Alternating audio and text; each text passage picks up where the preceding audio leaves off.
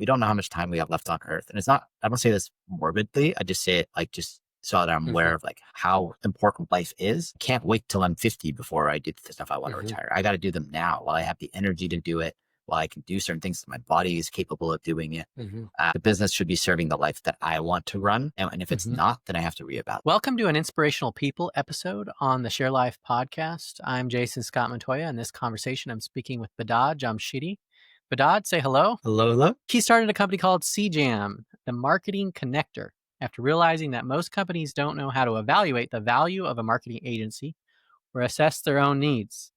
Since every business is different, not only in their needs, but where they are in their growth process, it isn't a one-size-fits-all.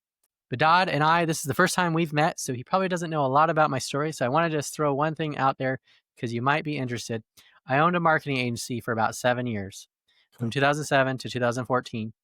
And I shifted in 2014 from owning a marketing company to being a freelancer. I do some of that similar stuff as a consultant and creative, but I don't want to build an agency anymore. But I've been in that agency world, and I actually work with a lot of agencies, and there's a lot of cool stuff in that arena. It's a fun industry to be involved in. So I'll throw that out there. Tell us about you. Where do you come from? What's your story? And how did you get to where you are today? Dive into this. It's fun when people have agency experience and background because we can relate on a lot of stuff. My quick background. So I started out as an engineer. I was not even in marketing before kind of getting into this space. And what type of engineer?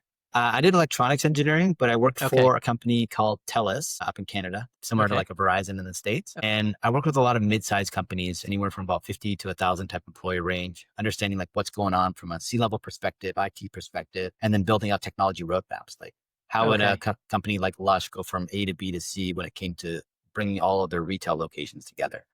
So that's what I did full-time for almost 10 years at TELUS. And were you self-taught? Did you go to school? Did you just happen to figure it out while you were in the job? I definitely went to school for engineering. But the cool part about engineering is it teaches you how to learn like really effectively and solve problems. So that's kind of how I got into it. And then when I worked at TELUS, I did a whole bunch of different roles too. So I used to run an innovation center. I used to work like with outside plant engineers and doing a lot of the technical stuff. But I always knew that I wanted to be like a sales engineer because it was like the midpoint between like business and technology and like bridging that together. Which is kind of interesting because when you look at what I do now, like I basically became a marketing broker. So I started building out like websites, Google Ads, SEO initially about 7 years ago. But I got to a point where I hated doing like 80-hour websites on the weekend. It just wasn't fun. So I started looking for marketing agencies. Was it the 80 hours or the website? It was both. Like, when you work like full time as a senior sales engineer, you're working all week and then you come home and then you're working like all over the weekend on the websites. But then your customers just like, oh, I need to change this color. I need to do this, or I'm not happy with this. And you're like, I don't really need to do this for a couple extra $1,000 on the weekend. I get paid pretty well, right? And so when I started like passing work off to marketing agencies, I started realizing most marketing agencies didn't understand business, and then most businesses didn't understand marketing. And when you put people in the same meeting and they don't speak the same language, and every marketing agency says they can do everything, but they're only good at 1 to 3 things, only 11% of them are only good at 1 to 3 things. And then 89% of them are not really good at anything. And they are also usually really good at convincing you of whatever they need to convince you of. That's exactly it. Like the one service they do is it's going to solve every solution or every problem that you have. So that's kind of what guided me down this road of becoming this marketing broker. And I've talked to 1,093 marketing agencies and experts now. And I work with about 11% of them. Yeah, it's interesting. I'm a freelancer who, this is like to give you an example of just how the agency world can work. There was a New York agency that outsourced to an Atlanta agency that outsourced it to me. Oh my God. But a lot of times the agency, they're just finding the talent. They're putting the pieces together. They're building the team, right? Yes. And there's a lot of value that could be in that if you just need to get something done or, depending on the situation. So, but yeah, it's an interesting world for sure. That's actually super funny because I always knew like large agencies would use other agencies, but I didn't know the other layer of like you're going like 3 layers deep, which is kind of funny. And it's interesting because like when you do that, like there's I'm okay with agencies using other partners, like having contractors and stuff that they've used before, because cool, like you used a resource that you works, does good work. They're typically integrated into your system. But what a lot of businesses don't understand is like when they're using people that they've never used before on a project, Mm, and therefore you yeah. don't actually know what's going to be the outcome of Yeah. it. That's when it gets a Now, little shady.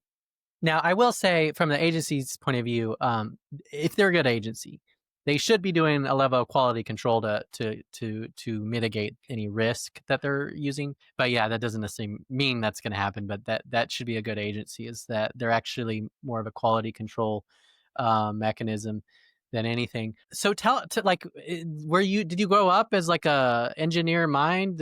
How did that happen? Yeah. Well, when you grow up in an immigrant family, you have three things to choose from. You got the doctor, lawyer, engineer side of things. Okay. Yeah. I knew I wasn't going to be a lawyer because I don't like reading a lot of stuff all the Yeah. time. And then doctor took way too long. So I went down the engineering path, which I think was actually the right path because that's how my brain works. It just fits very Okay. logically. And I see Okay. pieces, I see Have you done any processes. kind of personality testing before? I've done tons of personality testing. Okay. Yeah. Have you done Like Big all Five over. or Myers-Briggs or I've done Myers-Briggs. I've done, what is it? Strength finders. I've done okay. the disc assessment, like all those. So I'm Okay. like Do you in the remember top. where you fall Yeah, in on the top those? right-hand corner, visionary, thinking of the big picture, not like Okay. detail-oriented like most Okay. engineers are. Um, Got it. but Does that is that yeah, part of what makes you a good bridge between a lot of technical people can like they don't even know how to talk to other people from a social standpoint. But at the same time you can have someone so social they have no idea what they're talking about technically and so they say all these garbage or nonsense and yeah, you've kind of slid into that middle zone. Is that what I'm hearing? yeah. The middle zone is where I like playing. Like my whole zone of genius is getting to like 80% understanding of things, and then the next 20% takes years and years of time to become an expert in. So I'm really good at talking to the experts and being like, "Hey, Yeah. break this down for me so that I can go explain this to my customer." And so yeah, I love that part and that part of being a bridge. And I think I'm just naturally curious, so I really actually Hmm. enjoy learning all these different concepts and Yeah. topics. Where I get disinterested is when it gets to the point where it's like, oh, now you got to go like to all the like minute Hmm. stuff, and I'm like, no, I'd rather go learn Mm, something else, yeah. Yeah. right? Yeah. I can relate to that because I got my degree, my bachelor's in media and animation, which is like 3D animation, Toy Story, And what I came to realize is I liked more of the storytelling and the direction and the artistic um, initiative more than like the technical, like modeling it and animating the character. Mm. I wanted to work with someone that did that, and so I can relate to you on that front. Yeah, we're on the same page. It's interesting because I never thought I would find something I'm like really, really passionate and going deep on. But I found recently that like human connection is the thing where I'm Yeah. like, I want to understand this Mm, past at 80%. yeah. Is one of your strengths finder connectedness by chance? Yeah, it is. It's Okay. I remember the other one was like activator. Like I can get things Okay. started like pretty fast. Okay. Yeah. And then connection is another big one. Um, but yeah, that essentially my superpower is just the ability to connect with people, understand people, and then bring people together. It's like all around connection. Yeah. Yeah.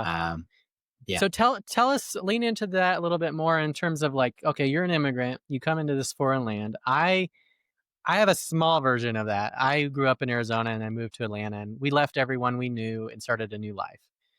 And that was very, very difficult in like every possible way I could think of. But I could imagine like going to another country would be like a whole nother level of that. Tell us what about that experience for you?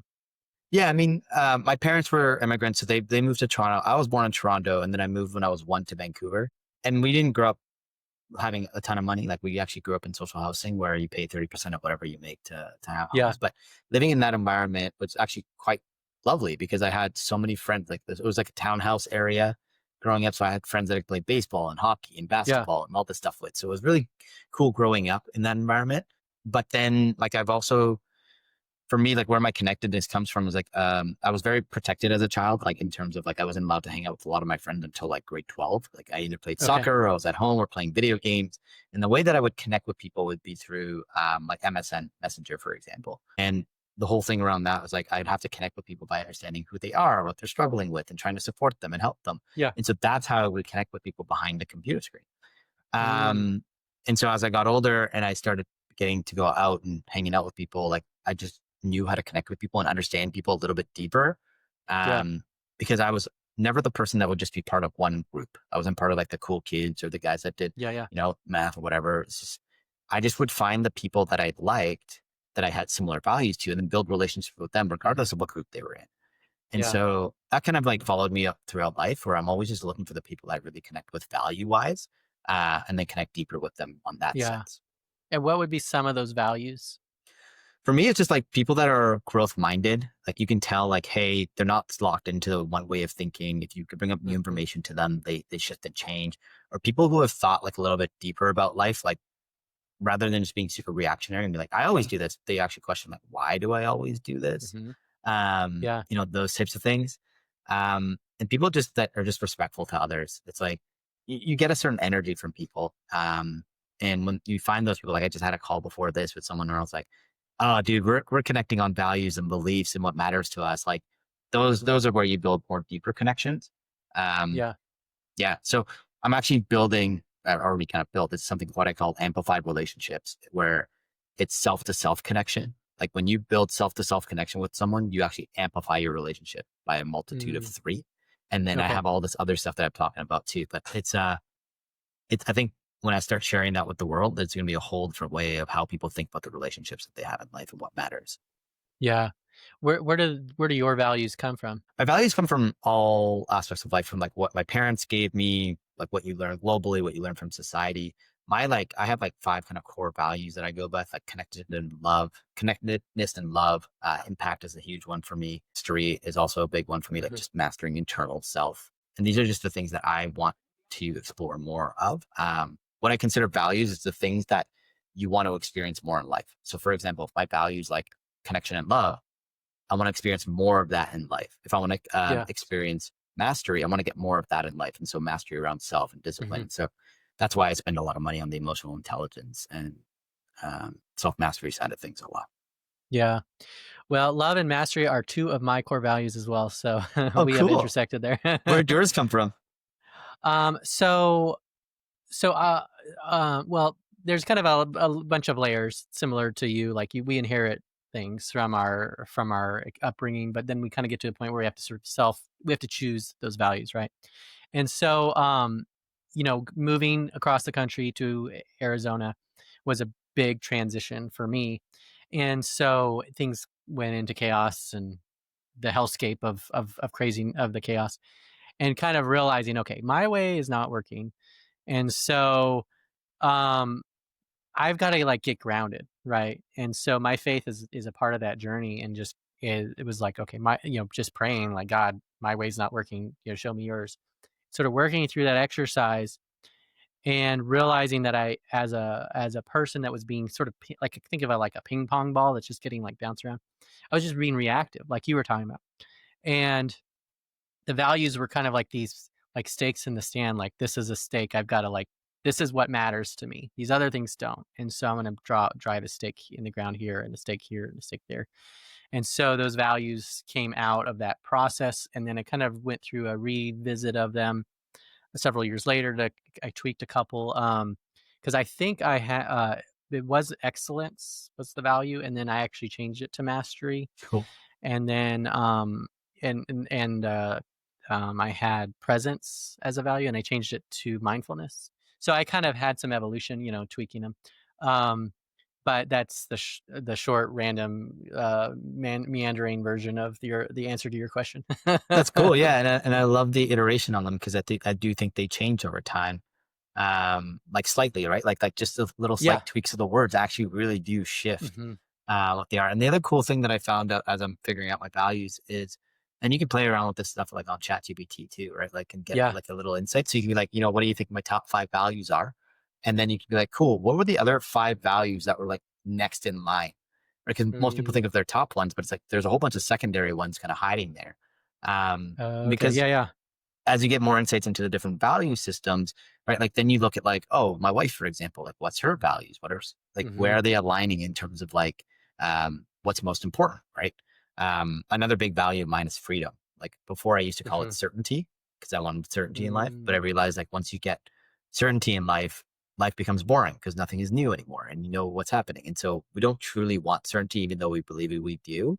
Um, and so now for me, it's like, well, I look for freedom. I just want the freedom of time and space to think and do the things that I want to focus on.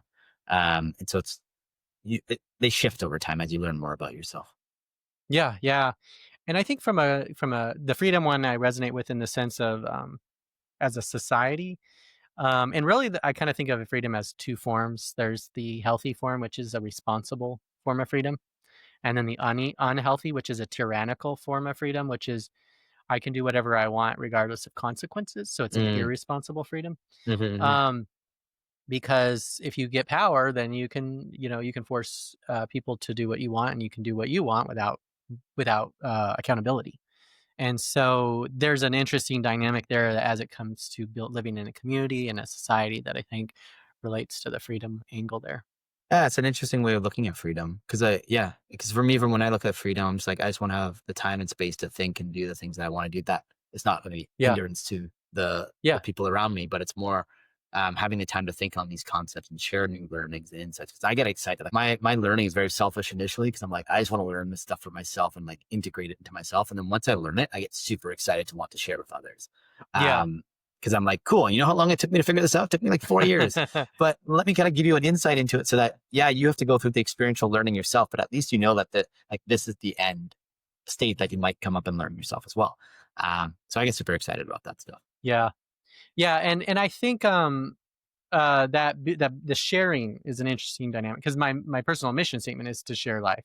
That's the name Mm, of the podcast. hmm. And so it's a mutual thing of giving and receiving. It's giving Yes. and receiving, right? Yes. 100%.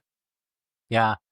So, as an immigrant, what would you want people that are natives to understand about what it means to be an immigrant that would help them be a more complete person? Ask that question again. That's a good question, but I want to make sure I got it. How would as an immigrant, what would you tell a native person, someone that hasn't gone through that experience?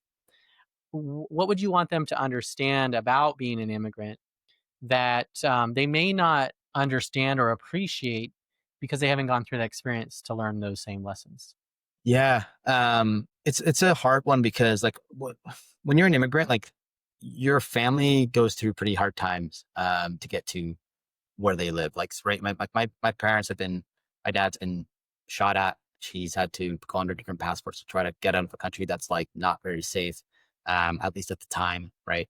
That And was they've gone through, before he moved to Toronto?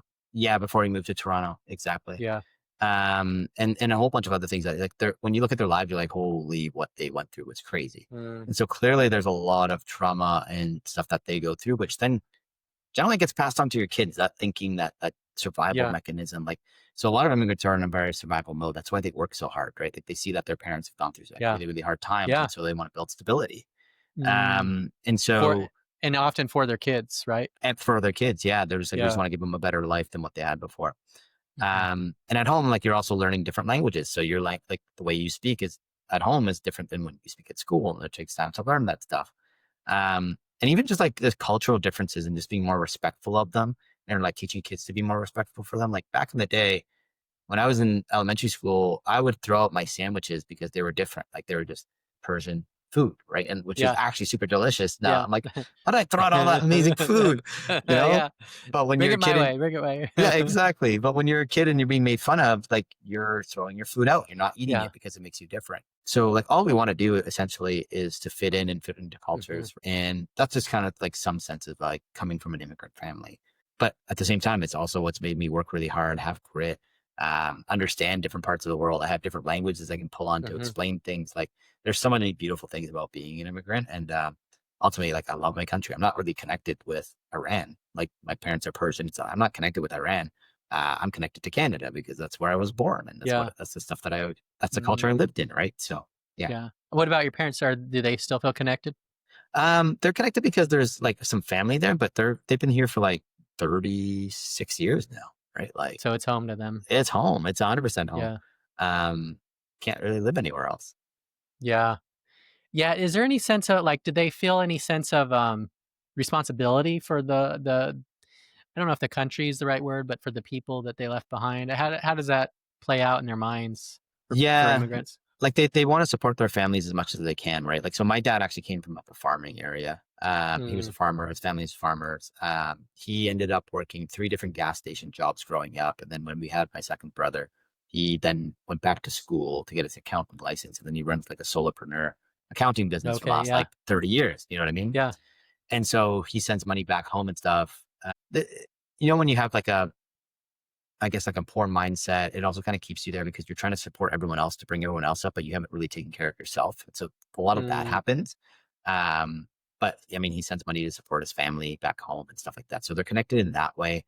Um, but yeah, you lose ties as well. Like I'd love to go back to Iran and visit it. Last time I visited it was when I was 13. Oh, Um, wow. right. Do you So very, remember very long it? time ago. I do remember it. Yeah. Yeah. Very kind people. A lot of amazing food, so much history and architecture. Iran is like one of the coolest places to visit in the world, I think. It's Yeah. unfortunate it's going through whatever it's going through right now. Yeah. Um, but I'm hoping that one day it kind of gets through it so that I can go visit it and take some friends with me and be like, look at how many cool things we have here. Yeah. Is so there's an interesting dynamic you brought up there, which, my father, so I'm half Mexican. So my on my dad's side, and my grandmother, my father's grandma, we were in this little city in Arizona called Flagstaff, and she was Mexican, and she and her husband had started a business, and they became successful. And they tried to kind of manage that dynamic of like continuing to be involved in their community and trying to help their community and trying to lift them up. But in a weird way, it also created a division because that community then felt like betrayed, like you've integrated in a way that makes you different than us. They always had to kind of navigate that tension. Was that a similar one that they had to deal with? That's interesting. I'm not sure how my parents dance. So my mom dealt with like some hard stuff between like being in Canada, being the Canadian mother, that kind of stuff. There's a whole situation there. On my dad's side, there probably was, but he doesn't express himself as much. Like once again, like your parents, if they're immigrants, I'm not sure about yours. Like the they didn't get as much time to spend on the emotional intelligence stuff because they had to build, food, shelter, safety for us, right? Yeah, Um, and so there's not talking poorly on it. It's just they didn't have as much time to think about the emotional intelligence aspects of it. So they don't really share as much of the hmm hardship, right? Because they want to protect their kids about yeah, it. So yeah. That's what? how my Yeah. grandmother was. She wanted to protect them, although in some ways she would actually hurt them. She just Yes. was doing it in a way that motivated by thinking that she was helping them. Yeah, that's the But exact situation where it's like, hey, we're a family. If you're going through hard times, you can share it with us. We're adults now. Like we can all deal yeah, with things together.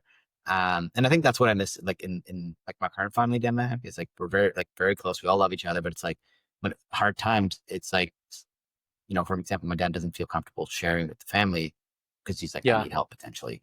You know what I mean? And that's yeah, tough because you're like, I want to be there and support.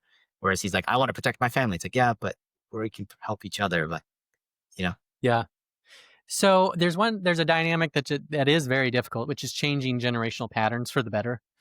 It's hard to move forward when these things are sort of instilled in us at a as we grow up and in a lot of social ways. So how have you kind of shifted or pivoted your story to kind of embrace the good that they gave you, but also to adapt into something even better? yeah. Man, I've been working on this for 11 to 12 years. Like, I've done a lot of stuff. So I started where it kind of like triggered was when I was like about 22, 23, where I took a course called Landmark at the time. Mm. I took two levels of that course, but the first Was it level was in like, college or on the uh, side? it was no second. I was out of college at that point. Just out of college at that point. Um, and no, it was one of those courses you take outside of school. Hmm. It was a course around just really understanding the stories that you create in life and how they affect who you are today. That was the first time I kind of came across that concept and was like, Mm. oh, I got a whole bunch of stories that are running and making me very reactive in life. And that got me super interested. So I started reading a whole bunch of books on like emotional intelligence. I started taking conflict resolution courses, Oh mediation wow. courses. I Were there started seeing it. pressing problems in your life that you were trying to deal with, or was it just a No, curiosity thing? it was curiosity. Like I just got Yeah. so interested because I was like, okay, if I found that these stories were running my life, what other stories are there that I don't know? Hmm. And so I've been seeing a counselor for 11 years now, like once a Yeah. month. And when I first started, it was like, what are you here to solve? I don't know. I'm just here to like talk and figure out like what's going on Yeah. internally. I have no idea. And I think as I've done that, I've gotten very, very good at like understanding my emotions, where things come from, how to pivot and shift. And like now I'm like building on that like foundational knowledge, which is really, really cool. So I feel like I'm in a quite a good place mentally to deal with a lot of stuff, especially when you run a business. Like uncertainty is what you live in. Before certainty was my value. So it's like, Yeah. it's like the exact opposite side. But now when I sit in uncertainty, it's like I'm comfortable being in it and I'm like, I'll figure things out. Like this is just the world that we live in and things are always going to be uncertain because things are always changing. Mm, Um, and so I try to share that knowledge or at least that growth that I'm having by sharing my experiences with others in my family and things like that and watch them grow and shift out of their own like different beliefs. yeah. And I'm just excited that like I'm starting to pick up and getting better. And I know some things are just going to take time. Like Hmm. you have to be a certain age to understand certain lessons, I think. But I'm like preparing myself so that I can pick up those lessons as early as I possibly can. So I can like Yeah. reap the dividends of it. And then when I reap the Yeah. dividends of it, I share it with others. Yeah. Yeah. That's cool. So, is there anything dramatically different about Canada for us Americans that have never really lived there or been there, other than like small visits? Yeah, that's fair. That's very fair. And I mean, I haven't lived in the US either, but I've been to the US a lot. I think Canadians are just, we're pretty polite, but also Americans are super nice too. Like, I don't know why people say anything. I'm like, man, I met some amazing people in like New Orleans and in LA. And so like everyone just is Yeah. nice. And I think essentially everyone is just like, we're all very similar. Some things that I think Americans don't know is not like it's cold in the winter in certain parts of Canada, but in Vancouver, it's not that cold. We don't live in igloos. Like that's something that I kind of hear sometimes makes me chuckle and laugh. And yeah, I mean, we're really cool. Like if you visit Canada and you go to like Montreal or Toronto or Vancouver, like you're gonna have a good time. Um, and we're a little bit more when it comes to like business, we're a little bit more reserved in terms of like um, I feel like in the US when you do business, it's very more transactional. It's like, hey, yeah, I'll give you a shot, we'll do it, we'll try it, and then you'll cut people really fast. Whereas in Canada, it takes a little bit more effort to like build the relationship, and then we're more afraid to spend money. There's Mm, those kind of like nuances and differences, and we're pretty like I mean, things are shifting society wise, but like we're very multicultural and we love that aspect of it. Cause I love the amount of food that I have up here. That's like from so many yeah. different parts of the world, right? Like that's like super cool to me. Yeah. So yeah, we're just like a weird little melting pot. We're quite large in land mass size, same as the US. So you'll just get like every type of culture on both sides. Yeah. Yeah. So what do you when you think about living better, what do you think about that? What does that phrase mean to you? Oh, what a good question, man. I like these deep questions. I put a lot of thought into this. Like, so for me, living better is like, I always ask the question, like when I'm 80 years old, and I look back on life, like, am I going to, like, what is the path of least regret that I'm going to have? Hmm. And I ask this like very actively. So it's not the easiest path. Usually it's the hardest path that you want to Hmm. take to have least regret. So for me, I'm always asking like what matters to me. And I know it's not money. I got a place in my business where it's making good money. It's doing what it needs to do. And I know the answer to what I want to do in the future, what I want to do when I grow up is not make more money. Because I've seen a lot of people not be happy with that path. What I do see people happy with is when they ask like what they truly want to do in life. And so for me, asking that question over the last 2.5, 3 years as the business has kind of been building and growing was oh, I really want to dive into human connection and human relationships and learn about that Hmm. while having the time to spend times with my wife and taking the trips and building memory dividends, which I got from the book. Um, Die with Zero. So it's just really having this like truly this balanced life where it's like you take care of your physical, your mental health. Um, you're hanging out with your family and really caring about that. You have something that you're building towards and that you're excited about. Because like financial freedom is really not that exciting if you're sitting on a couch and playing video games. Like life will get boring pretty fast.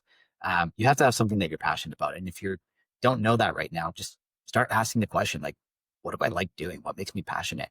And over the course of time, it took me 2.5 to 3 years, where over the course of 3 months, things started clicking for me. And I was like, oh, this is the thing that I'm doing next. But you have to Hmm. be aware of asking that question to find it. Yeah. Yeah. So I think that's good to know. I just did a video on my YouTube channel where I was talking about if someone you love is dying, go see them now before it's too late.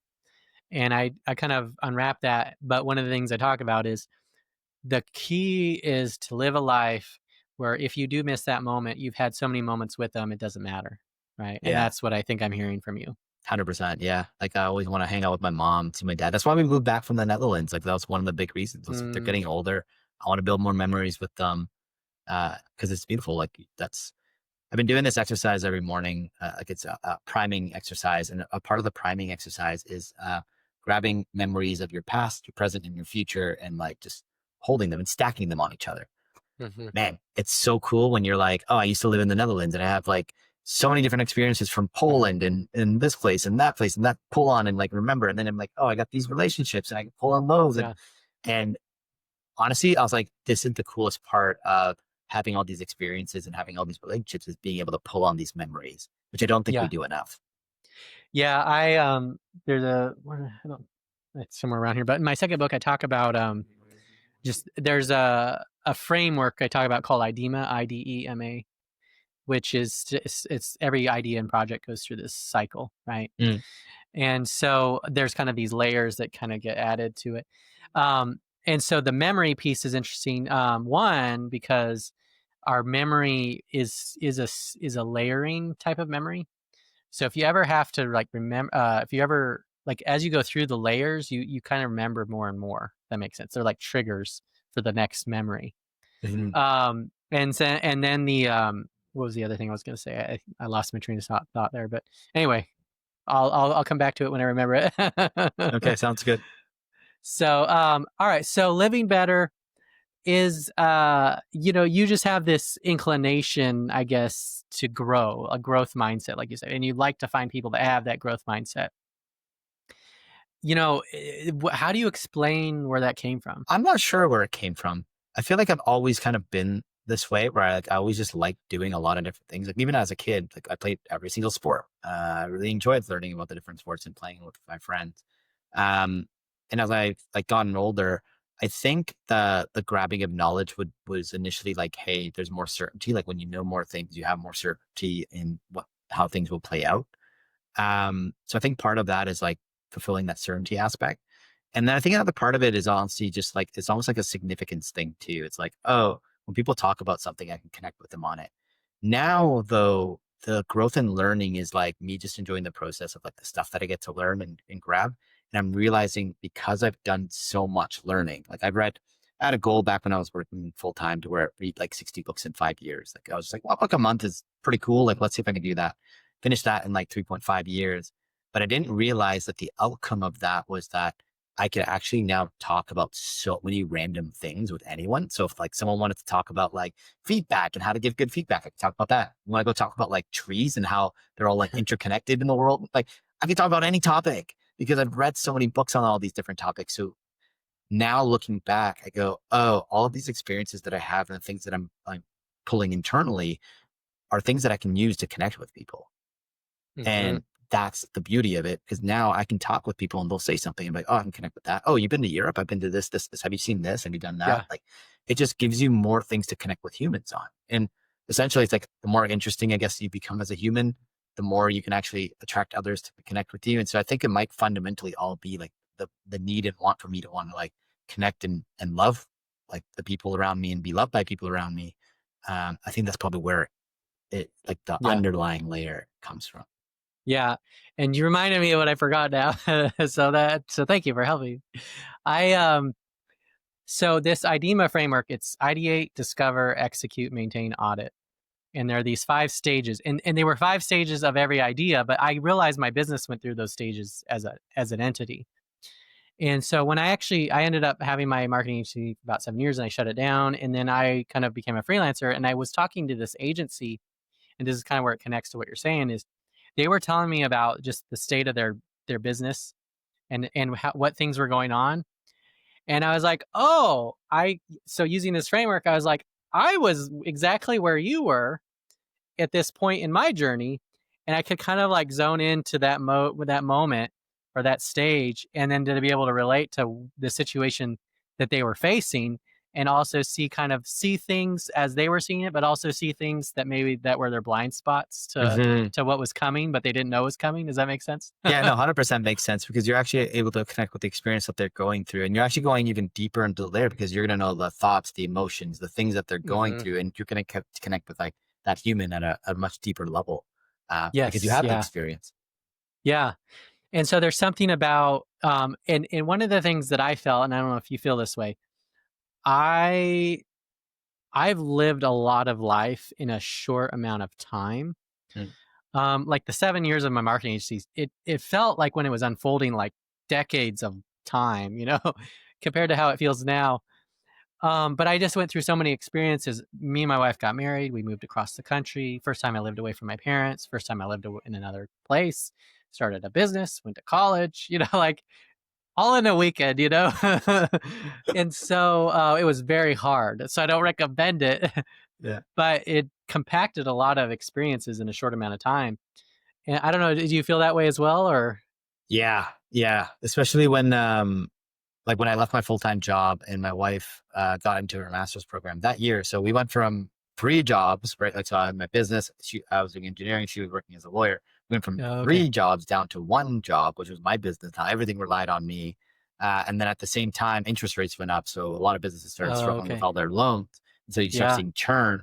And I was like, oh man, I just left my full-time job. We're about to move internationally in 4 or 5 months to another part of the world. So like literally unhinging from all the family and friends and entirely new network. I have to support my wife throughout this next year and a Yeah. Do you have half kids to too, two or years. no No kids? kids. Man, Okay. if that would have taken me way Yeah. over the edge, Yeah. probably. Yeah. Right? Like that was the one piece missing out of all of it. And so, yeah, it's a lot of stuff to learn and grow. The amount of journaling and reflection that I did in that year Hmm. and a half was crazy. Plus, I got to pick up on all these experiences. Like we've been to over 55 different European cities at this point. I did a Yeah. bunch of international travel back and forth. Like Okay. I'm not one of those like I'm at the point where I'm like, I'm traveling too much. Like it's not like, I'm not traveling at all. Like I think I'm traveling too much. I need to Yeah. find a way to like balance it out because every time I travel, the momentum of my team turns down. But like you said, these are all ways of learning and it was hard, but the amount of learning and the growth that comes from it on the other end, like you get to pull on all those experiences. And I would never change it for any amount of money or like being comfortable. Like that's what I'm learning. And thanks to my wife, she puts me out of my comfort zone quite often. Yeah. Um, that being in uncertainty and it allows for you to become more of a confident human. Like you just become way more confident in who you are and what you're able to deal with. Like what I could manage with my business, 6 years ago pales in comparison to what I can deal with now. And I know Hmm. like as you move up and your business grows, like you become more and more resilient to harder problems. Hmm. But it's a really cool self-discovery aspect. Yeah. So on the work side, what does it mean to work better? Yeah, for me, I think I have a pretty good balance. Like, I found like a good balance where I'm like, this is the amount of work that I like to do. This is the type of customers I like to work with. I'm always trying to figure out new ways.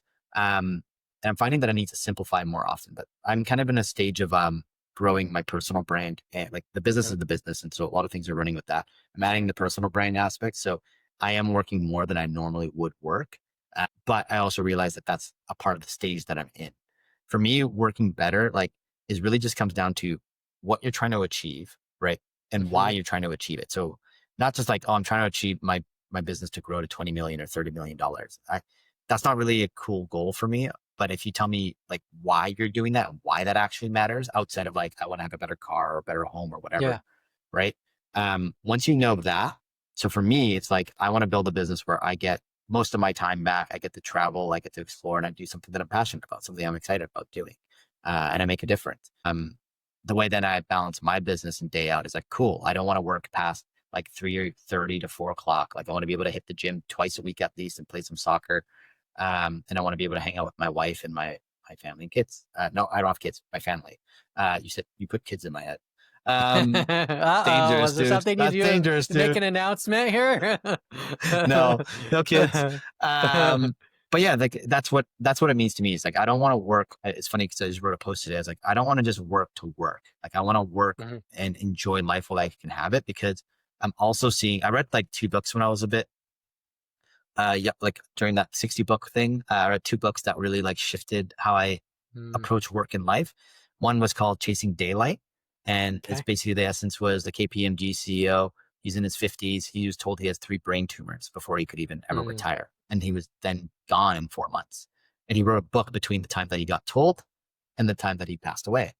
And that book, plus a couple others around that type of topic, made me realize we don't know how much time we have left on Earth. And it's not, I don't say this morbidly. I just say it like just so that I'm Mm-hmm. aware of like how important life is. And I can't wait till I'm 50 before I do the stuff I want to Mm-hmm. retire. I got to do them now while I have the energy to do it, while I can do certain things that my body is capable of doing it. Mm-hmm. Um, so long-winded answer really is like the business should be serving the life that I want to run. And if it's Mm-hmm. not, then I have to reevaluate. Yeah. So in your situation, the business is doing that. What is the personal brand once you've built it? What is it giving you? What's the extra thing it's giving you or Yeah. adding to your formula? Yeah. So I got this concept of like push and pull. Like certain things will you need to push forward, and then certain things are going to pull you forward. So right now for me, CJAM is like the push, right? Like I'm pushing the business forward, moving forward, connecting businesses to the right marketing agencies. But there is this pull, and usually, like if you're the more in tune I get with who I am, the more I kind of get these pull messages, like this intuition of like, this is what I should be focusing on. This is what I should be putting energy into as well. And so the amplified relationships, the personal brand side of thing on like how to build deep connections within 10 minutes. That's the pull. That's the stuff that's like, I'm spending the time to uncover. I've built frameworks. I'm adding numbers to basically people's relationships. You can literally have a number that says like, here's my amplification score, and here's the efficiency that's happening between the two relationships. And do I want to go deeper?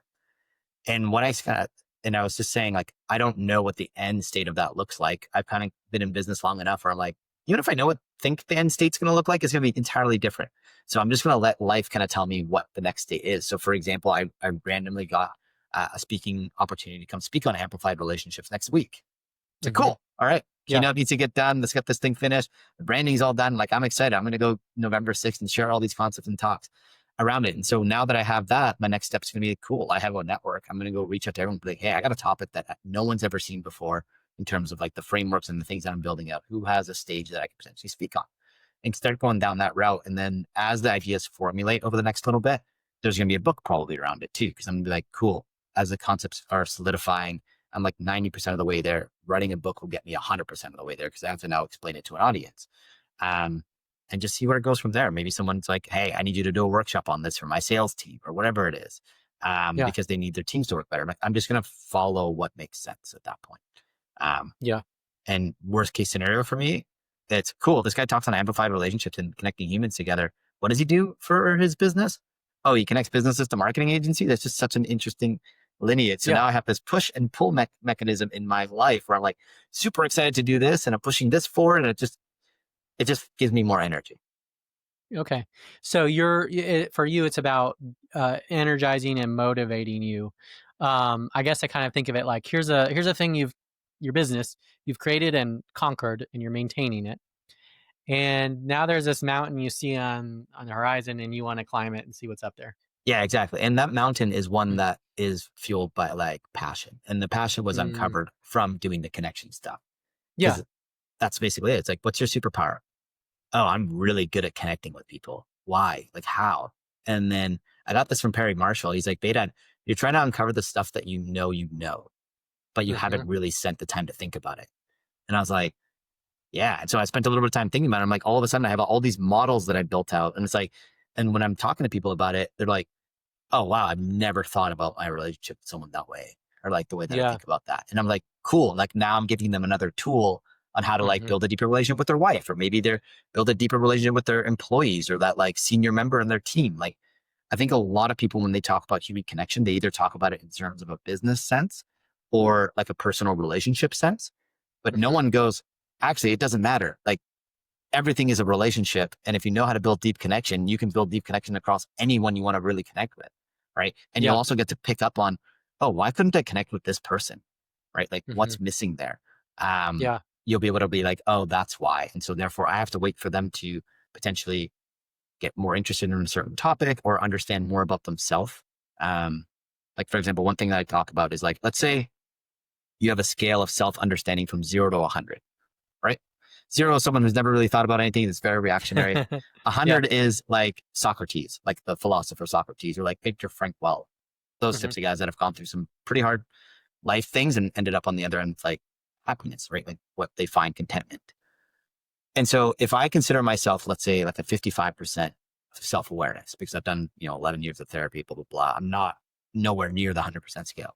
But then if I say I'm talking to someone that has a 10% understanding of self, right?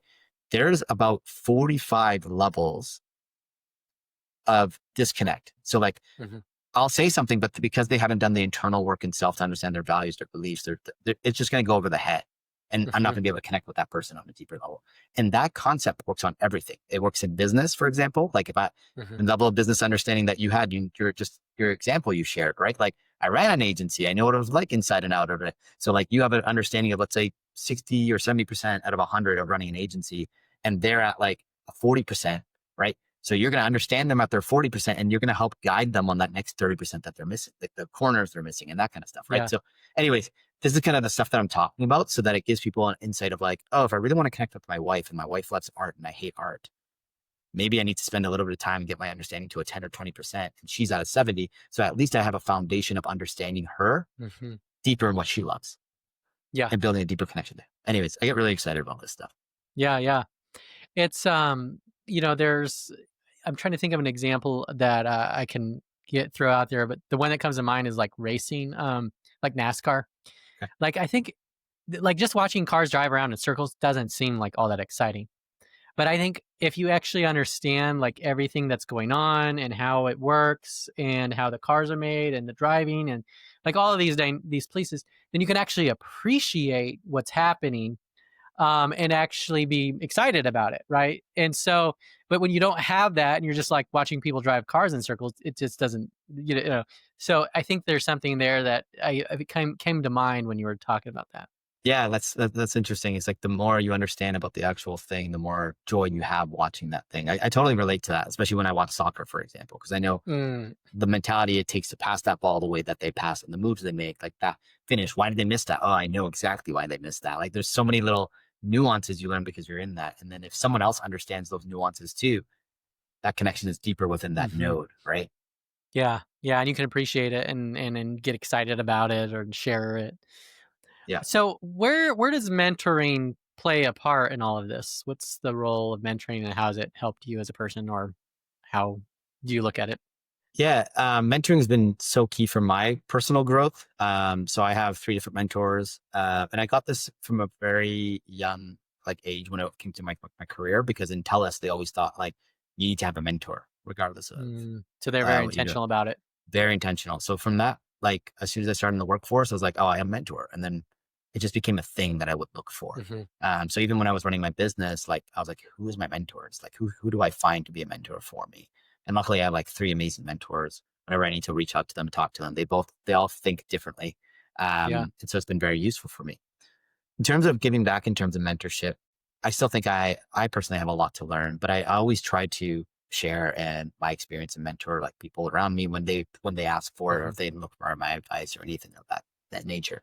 I don't formally do it yet, but I mean, I'm still in my 30s. I think I'm going to get to a point when I hit kind of like my 40s where I'm like, this is where I want to like fully start mentoring back and giving back to the people that I really like. Yeah. One of my life goals is like I'm considered kind of a lack of a better term, like a super connector in the marketing space, but becoming a super connector and just knowing a lot of different people. And so one of the things I want to be doing down the road when I'm mentoring people, or like I believe in someone that's doing something really cool, is to literally unlock doors for them because of the people that I can either connect them with, or thought patterns I can shift for them, or things that I can help them along the path. So I definitely think that's going to be a big part of my life a little bit later, Mm. in giving them all back. Yeah.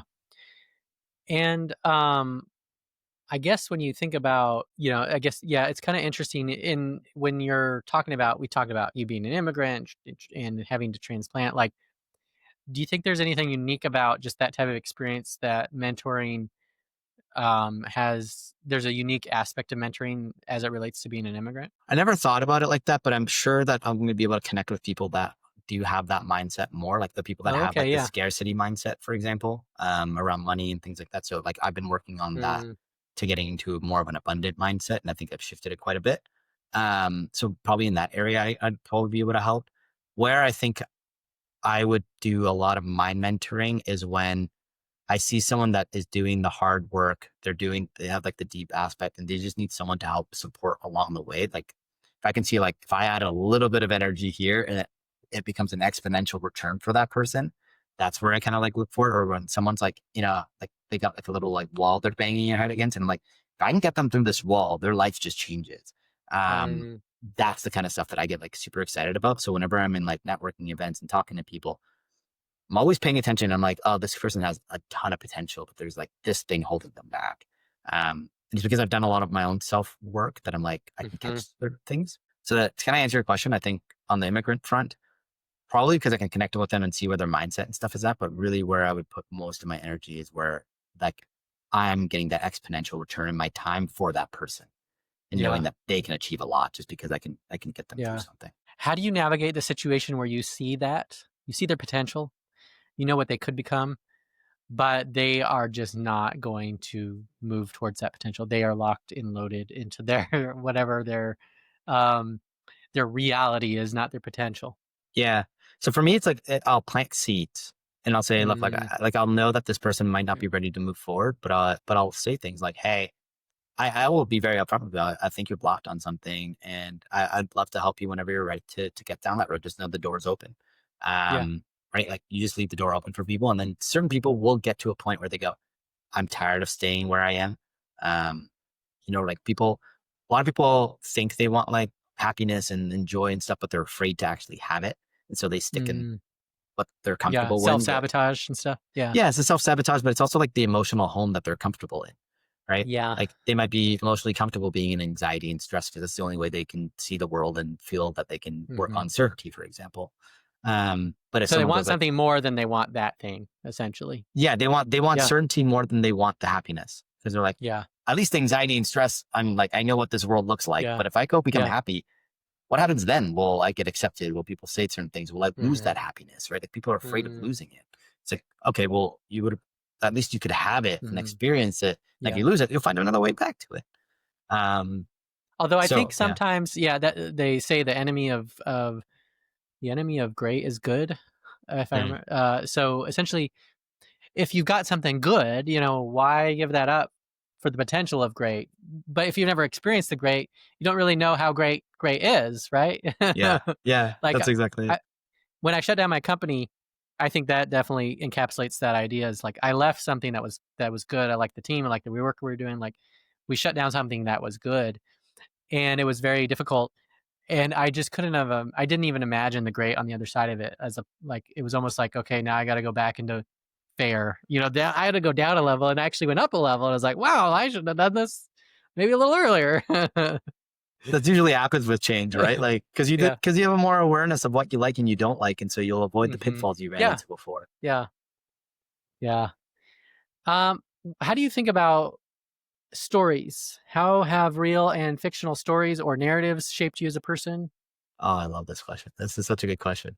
Um, I mean, I think stories are everything. Like as I get older, I start realizing more and more the greatest leaders in the world are amazing storytellers. Yeah. Because it, yeah, Have you ever read this? I just pulled this out of my. This is a Team of Rivals about Lincoln. no, no, I have If not. you check out the movie, he is just a good example of what you're describing, where he's just telling story after story. But the movie just does a really good job. So someone got me this book, and which is what the movie's based on, Oh, cool. and Okay, I I'll pulled that watch the out. I movie. haven't read it yet, but I'm got it on my list. So Cool. I'll add this movie to my list. That's amazing. Yeah, I think the greatest leaders in the world are the best storytellers, and so I've been spending more time trying to understand story structure and how I can tell stories. I'm an engineer, man. I'm not a writer of things, but I've been writing content for a long time now. And I'm constantly trying to be like, how do I get to be better at storytelling? mm, And when it comes to books, originally I would just be more into, the self-help books and get like the mhm, information. And then I started realizing how important the stories are in the books, because they're what pass your ego and allowed you to actually like mhm, understand the emotion, bring all that mhm. stuff up. Yeah. Yeah. Yeah, that's an interesting thing because I have this metaphor, this parable that I developed years ago called the island story. And that was something we discovered was when we would share it with people, their guards, when you tell people a story, their guard went down. You go into the gate and you could talk about things that they would have been never have talked about, right? So dive in deeper into that idea of like how stories pass by. You said bypass the ego. Yeah. At least that's my understanding of it. Like it just goes into like the childlike brain of yours where you're like, I just like the story. And so messages start going through. Why do you think like when you go to like these events, people are telling stories one after another, they're telling your story because it's how they get the emotions in you to rile up. And then when they do that, you move and you make a different action. You see yourself in the story. You put yourself in that place. So your imagination starts playing. So I find it super interesting. And like one of the best books that I've read that as a story is like The Midnight Library. Like that book was super impactful. It gave me like 2 or 3 core concepts that I would have never gotten just by reading it. But like experiencing it and going through that emotional roller coaster through the story, I was like, it really made an impression on me and stuck. Yeah.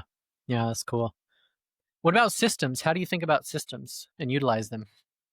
Yeah, the engineering brain is all about systems and doing things. So I look at my business and I go like, how have I been able to do so many things at once? And a lot of it's because I built systems around it and I built people to help me with those systems.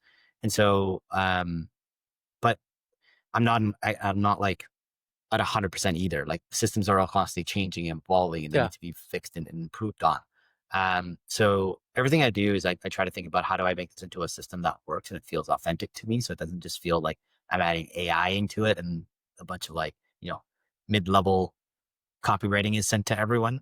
I try to find systems that feel good to me and feel authentic to me and that they work. Like, for example, one system that I run in my business is that I have a copywriting chief.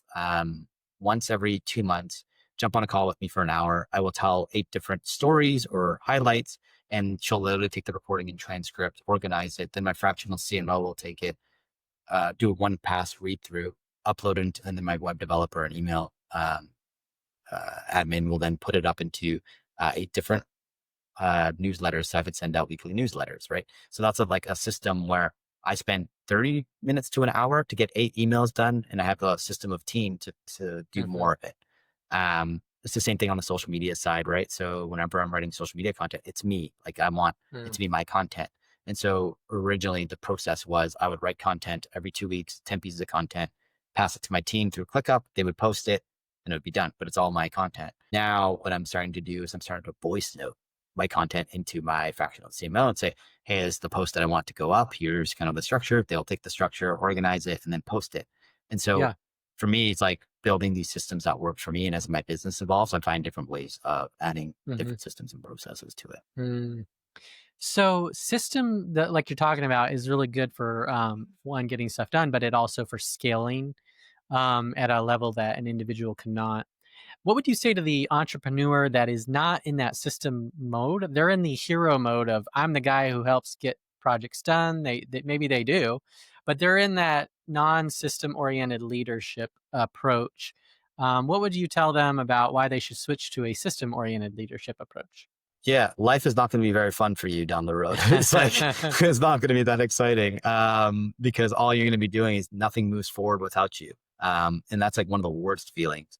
One of the best feelings is when things move forward without you. When your team comes and goes, hey, we just finished this or this is done. I'm like, cool, all my stuff is being done. And I just went and took a month off in China and Korea and my marketing did not go anywhere. Like my team was taking care of stuff.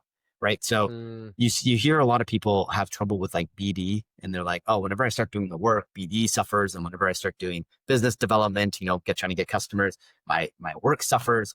It's like, if you don't want to fall in that cycle, you have to build systems and you got to build processes and start looking at the things that you're like, man, if you're putting in data entry and you could hire someone for $10 an hour, we all know this. Like you're charging, if you're a freelancer, you're charging $100 an hour above usually. But if you're charging more than $10 an hour and you're doing data entry, it's a waste of time. Get someone to do that work for you. Go focus on the higher end activities so that you can afford to do the bigger things and allow your business to grow. Like for me, I charge $500 an hour for consulting. So if I want to hire someone for, a month and I'm paying them $1,000 to do, 160 hours of work, I'm essentially trading an hour of my time and cost, right? Or 2 hours for essentially 160 hours. How much more can I just, even if that person is not as efficient to 60 or 70%, I'm still getting so many hours back from my time, which is what has allowed my business to at least be where it is and where it's grown to. And for me to at least take time off, right? Like I travel a lot. So whenever people see my email stuff, like, where are you in the world, Behdad? It's like, I'm traveling to this thing or I'm meeting people, I'm connecting with people. That's what brings value to my business, right? Yeah. Yeah, and I think, one thing I would encourage people to just, if you don't have someone, to just ask yourself, what could AI, generative AI, ChatGPT or Google Gemini, what could I give it? What's something I'm doing that's just time consuming that could be done by AI in a much quicker way to allow me to not have to do that thing and be able to do other things, right? And so there's a way for all of us to do that. And I think, figure out the thing you like to do most and then put your focus on that and then figure out ways to build the system around all the other pieces. So, anything else on the system side of things? Not that comes to me. Like one of the biggest things, that the mistakes that I made on the system front is like not choosing the right technology from the front, just because I want to get things done. So one of my biggest things now is like make sure that the technology that you want to go into will scale with your business, and if it doesn't, at least knowing when it will stop scaling to the business, because you're gonna have to make migration changes, Hmm. and that slows the business down, right? So make sure when you're choosing like a CRM or a project management system or whatever it is, trying to choose the best one that will allow you to scale to the furthest before you're having to make any changes down the road. Yeah, cool. Are there any other words of wisdom that you wanted to share that we haven't yet got to before we jump into like what you're doing and how people can work with you? Yeah. I mean, the biggest thing is on human connection. It's like it's one of the most important things for business and on the personal side. So whenever you're working with people, everyone is human. Try to connect with them deeply, especially when you're trying to work with partners. Whether even if you're hiring a marketing agency and you're trying to work with the right marketing partners, building that connection human wise will get you so much further than using those relationships transactionally. And in those specific scenarios, I've seen marketing agencies go above and beyond for the customers they love because they just have a good Mm, connection with them. So just wanted to highlight that. yeah. So if someone is interested in working with you, like who's a good fit and what's the problem they're having? Yeah, typically the people that work with me are between that like $3 and $30 million range in business. They've got to a point where they're like, well, our marketing doesn't seem like it's working anymore, or I'm looking for very specific partners to turn on other channels. Like, so it might be SEO or paid ads or influencer marketing, Hmm. or maybe the brand has gotten to a point where it hasn't, like the messaging is not tied in or dialed in for the next stage of growth. Literally any part of marketing is kind of where I help support making those connections. Um, and I work with all different types of businesses. I got e-com, SaaS, service, manufacturing, app-based customers. It's all over the place because I just built a crazy network at this point that I can find what I need to find. Yeah. So what does an engagement look like, and how does that play out? Yeah. So typically I just do a business discovery session. So we go about 30 minutes to an hour, me understanding the business, where you are, what you're trying to get to, the employees and the resources you have internally, who you're using, what the budget is. And then based on that, I'll make a plan. Me like based on what you're telling me, here's kind of how I focus on this. And these are the type of partners that I would be looking for. And once we're on the same page, then I have an engagement fee. It's not very expensive, but you gauge on me, and then I build out an email list for basically here's your website partner, here's your paid ads partner, here's the person you would use for influencer marketing, and then you get to interview them yourself and decide who you want to hire if there's the right fit there. And that's essentially how my service works. Okay. And why should someone work with you versus just trying to figure it out on their own? Yeah, I mean, I have to meet 15 agencies before I find one that I like. And I know most business owners talk to maybe two Yeah. before they hire someone. So I've done a lot of the hard work of finding the partners that actually know what they're doing, and I've used them before for different customers of mine. So I know the fit makes a lot more sense. And most businesses think they need one marketing agency to solve their problems, but typically it's 2 to 5 different agencies that need to be used. And finding one partner is hard enough. Trying to find 2 to 5 that are good on the first try is literally impossible without Hmm. having the right network. So that's kind Yeah. of where I help, and that's the value that I bring. Okay. Cool. And what about location? Do you work just with companies in Canada, the United States, other places? Yeah, I work with companies in the US, Europe, and in Canada. So it's like all over the place. And my partners range all over the world too, because I'm always looking for the best anywhere it is. Typically, my partners are also on the agency side are from the US, Canada, Europe, Australia type thing. But yeah, there's no geographical requirement there. I don't do much work in Asia or any of that kind of stuff. So that's not a fit, or Africa, for example. Yeah. If someone does engage with you, they pick some of these agencies and start working with them, and then they have any kind of issues. Do you engage in those situations at all? Yeah, so I'm always on the parallel of my customer. So I always want to make sure the relationship is passed off to the agency and they're being taken care of there. But if my customers come to me and say, "Hey, B, it's not working, I want to look at this," I'm always there to help support. And there's been times where I've engaged on the agency, got customers, a new account manager or something along those lines that saved the relationship. Which is kind of funny because sometimes you'll have customers like, "I don't like the account manager." I'm like, "Have you asked for a new one?" Like, no. And then they ask for a new one, and then the engagement's fine, and they're working together for like 2+ years. So it's Okay. little small things like that where I also can help support on Hmm. then for things that people just might not Proportional even think about. response to the problem. It's Yeah, actually fixing the problem. exactly. Yeah. Yeah. Yeah. Yeah. So, why is there such demand for this that you have an entire business to be able to do this? Man, that's not a very deep question because there's hundreds of thousands of marketing agencies. Every single one says they do everything, but they don't, and they all do it at such different levels.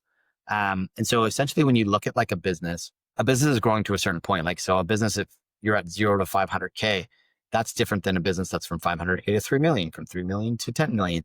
And as your business grows, you need different partners supporting, right? And so as you go through that, one, most businesses don't have a marketing network. They might have other business networks and people might refer stuff, but that person being referred might only be good for that type of business or that kind of Hmm. stage. And those agencies also change over time. So if someone used them, 3 years ago, they're a totally different agency 3 years later sometimes, right? Like they might have different Hmm. products and services. And so it's really hard for a business to even have the network to find the right agencies. And then they also don't vet enough people, like which business has time to go through like 15 different marketing agencies? Nah, right? So, for example, one of my customers I was just working with once a HubSpot agency. I got 30 different referrals of different HubSpot agencies within my network. And I literally through that put them through a form, and then I met with 12 of them, like 12 of the best ones. And then I'm just going to give my customer, here are the three that you need to talk to. Tell me Yeah. another service you can pay, $1,000 to get started with and get that kind of, Yeah. filtering process. Um, this just saves you so much time and headache. And what most businesses don't realize on top of it all, if it takes you 3 to 5 tries to find one agency, every single time you hire an agency, it's 6 months of, 3 months of onboarding. You work with them, you realize they don't work, you have to fire them, then do it again, then do it again. You're wasting 2 to 3 years of your time of your business potentially growing, Mm, trying to find a partner that fits. So yeah. I could keep going, but those are some of the reasons why people would use me.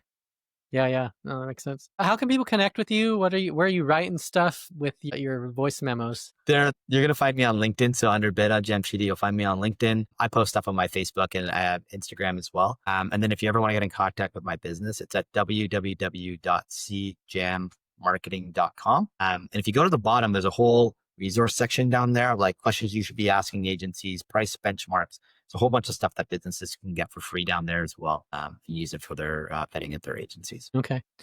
And anything else you want to throw out there? No, that's it. I love the questions that you asked. I love the depth that you go through. And I really enjoyed being on here. Awesome. Well, this has been another episode of the Share Life podcast. I'm Jason Scott Montoya, and we'll see you on the next one. Are you a small business owner? Have you hit a glass ceiling where year over year, you cannot rise above a certain revenue level? Check out Jason Scott Montoya's book, The Jump, to discover how to level up your leadership and pivot your entrepreneurial passion to the highest level.